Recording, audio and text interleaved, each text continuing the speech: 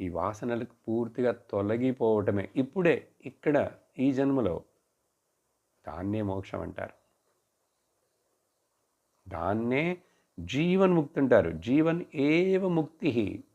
వేదాంతం మోక్షం అంటే పోస్తమస్. ఆ తర్వాత నువ్వు అక్కడికి వెళతావు, అప్పుడు ఇవన్నీ ఏం చెప్పదు. అది అక్కడో ఎప్పుడో లేదు, అది ఇక్కడే ఇప్పుడే ఉంది.